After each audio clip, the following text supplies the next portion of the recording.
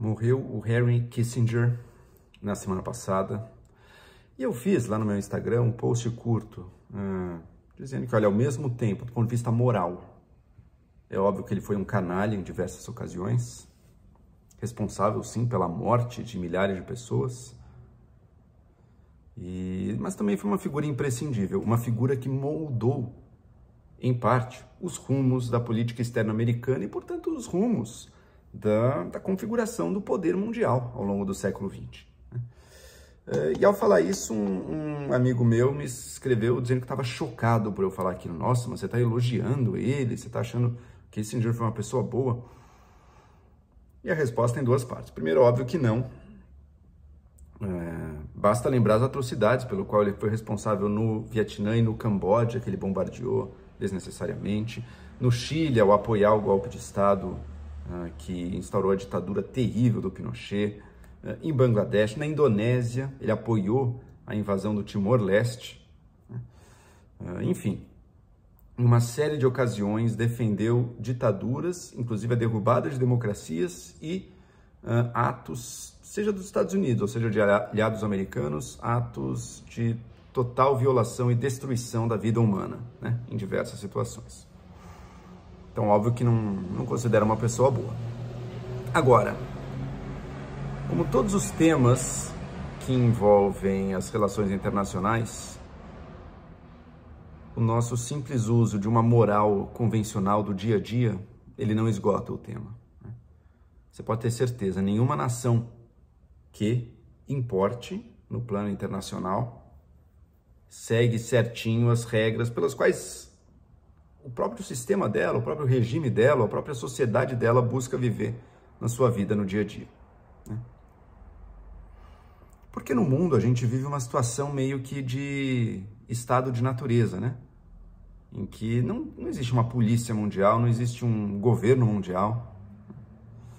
E, portanto, cada um faz o que consegue fazer. E é muito difícil fazer os países, ou a maioria deles, concordar até com regras muito básicas. Acho que a gente teve sim alguns avanços importantes ao longo do último século, mas é difícil, né? Bom, e do outro lado também, o Kissinger teve dois momentos em que ele teve influências boas, que também possivelmente pouparam aí milhares de vidas, tá? Uma foi nas conversas com a União Soviética. Ambos, aliás, foram na relação dos Estados Unidos, não com nações menores, como Chile, Indonésia, Bangladesh, não, foi na relação com outras grandes potências, né? Especialmente a União Soviética. Como ele conseguiu deescalar a corrida nuclear. Foi a partir da influência dele, não só dele, claro, mas do lado americano dele principalmente, que ambos os países iniciaram um caminho de vamos reduzir o arsenal atômico. A gente está colocando o mundo inteiro em risco com isso aqui, né? Na tentativa de um vencer o outro, a gente pode destruir a ambos e o mundo inteiro. Qual seria o sentido disso? E o segundo, o Kissinger teve uma visão, e nesse caso realmente um mérito de visão estratégica, de que os Estados Unidos tinha que se abrir e estreitar laços com a China comunista. E ao fazer isso, ele quebrou o equilíbrio de forças da Guerra Fria, ajudando, possivelmente, que ela tenha acelerado um pouco seu fim.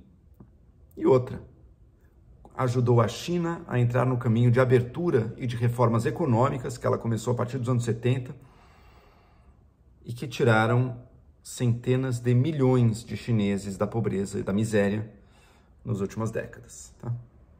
Kissinger não foi o responsável por isso, mas, sem sombra de dúvidas, a aproximação e a abertura com os Estados Unidos ajudou nesse caminho, tá? O que ele representava, a visão dele? Era uma visão que a gente costuma chamar de estritamente realista das relações internacionais. Não liga muito para esse papo de valores, de regras da nossa civilização. Não. Eu estou a serviço do meu país, os Estados Unidos. Eu quero que o mundo seja mais seguro para os Estados Unidos. E que os Estados Unidos consigam influenciar mais os outros países do mundo para ter os seus interesses melhor alcançados, atingidos e garantidos, né? E ao agir assim, ele diz, então, eu posso me aliar com nações, seja outro lado da divisão ideológica. Eu posso apoiar a queda de ditaduras, a queda de democracias para colocar ditaduras no lugar. Vale tudo. No fundo, vale tudo. Tem um discursinho aqui, mas vale tudo, né? Em alguns casos, me parece que de forma bem sucedida, como eu mencionei na China. Em outros, não sei se teve efeito nenhum. O Chile, por exemplo, será que os Estados Unidos teve melhor com o regime Pinochet? Será que o Allende representava qualquer risco real para a segurança americana? Claro, na Guerra Fria você sempre tinha um argumento. Ou é os Estados Unidos influenciando, ou é a União Soviética. Portanto, qualquer lugar do mundo importa para a gente. Mas há graus e graus, né? Há graus e graus. E se a influência vai ser pequena, qual o tamanho da monstruosidade que você legitimamente poderia ou estaria disposto a fazer? Essas perguntas não têm respostas prontas, mas importam muito. Por um motivo muito simples. E que a própria lógica realista às vezes se cega, né? Ao tratar como se valores e ideais não existissem, ele perde de vista um dos principais fatores de influência de um país, que é a sua legitimidade e a desejabilidade dos seus ideais para o resto do mundo. E no caso dos Estados Unidos isso é fortíssimo, porque os Estados Unidos é uma dessas nações que foi fundada em nome de valores, muitas vezes totalmente violados, a começar pela contradição mais gritante de todas, que era a própria escravidão lá no início do país, mas depois de diversas outras vezes também.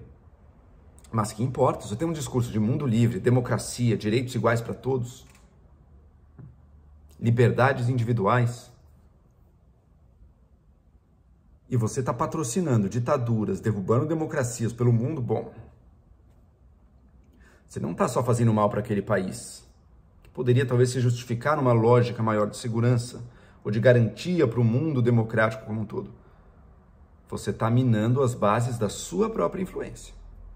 Porque cada vez mais pessoas no mundo olham para aquilo e dizem: Estados Unidos representa liberdade e democracia? Olha o que ele fez. Olha o que ele faz. Então, o raciocínio puramente realista, ele coloca em xeque essa capacidade de influência. É uma analogia com, no plano da política dos indivíduos dentro de uma sociedade, né? Aquele indivíduo que é totalmente maquiavélico, sentido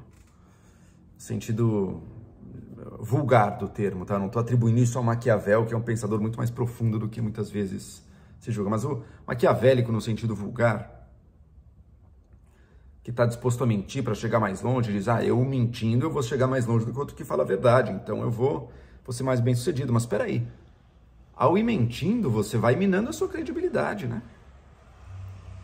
Você vai sendo visto como pouco confiável e, se num primeiro momento isso pode trazer ganhos, no longo prazo você constrói uma situação que talvez te prejudique muito. A gente vê isso na política interna de países, como políticos habilidosíssimos, às vezes destruíram a sua imagem junto à população. Então, mesmo a quebra das regras, ela tem que ser pesada com uma série de outros fatores que nem sempre são levados em conta, tá? Fatores de ordem moral, ou pelo menos de como a ordem moral impacta na percepção das pessoas que, sim, levam a sério a ordem moral, por mais que o político ou a nação não leve. Passamos para a situação atual dos Estados Unidos. Hoje em dia, os Estados Unidos é criticado às vezes pelo vício oposto, por estar apostando demais da sua influência global nessa ordem dos valores. Eu vi uma crítica que me pareceu completamente acertada quanto à ação dos Estados Unidos junto a outros países, né? Os Estados Unidos quer que os países estejam do lado dele, não da China, que virou, né? Inicialmente com a ajuda dele, virou outra grande potência. E a crítica era a seguinte: olha, para os países do mundo em desenvolvimento, a China chega, ela não está nem aí para o seu sistema político, nada disso. Ela quer que você seja aliado econômico dela e parceiro estratégico. Ela vai te oferecer bilhões de yuans e de dólares em investimentos, infraestrutura, uma série de coisas. Se tem conseguido fazer isso ou não é outra história, mas é isso que ela oferece. que os Estados Unidos oferece? Uma palestra sobre democracia e direitos humanos. Também assim não dá, né? O discurso moral, se é sua única ou sua principal ferramenta de tentar influenciar o resto do mundo, as pessoas vão cansando, né? Especialmente quando, sendo uma potência, a sua conduta nem sempre vai estar de acordo com esses valores e, em certos momentos, como ali na segunda metade do século XX, muitas vezes em franca dissonância com aqueles valores. Lembrando que os Estados Unidos também apoiou a ditadura militar brasileira. Não, gente, não foi uma criação dos Estados Unidos. Isso aí é um discurso assim, tão fictício quanto quem acha que o sucesso do PT aqui se deve a grandes articulações internacionais. Não. Mas apoiou. As variáveis brasileiras explicam isso, mas apoiou. E como é que ficou a credibilidade dos Estados Unidos na defesa da democracia junto à parte da opinião pública brasileira? Complica. Óbvio, gente, ele é muito mais defensor da democracia do que a China, mesmo com todas as contradições. Mas essas contradições vão se somando e vão se pesando. Por isso, para fechar, Henry Kissinger, figura incontornável, imprescindível, não foi uma pessoa boa, canalha em diversos sentidos. Nós sabemos que na ordem internacional a avaliação moral ela não dá conta de toda a complexidade e do tipo de escolha que é preciso ser feita.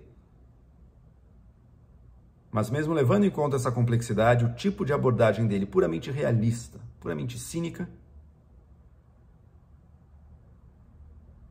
ela também parece insuficiente, assim como a aposta total no discurso da moral e dos valores. De algum jeito, a humanidade sempre acaba tendo que encontrar algum caminho do meio.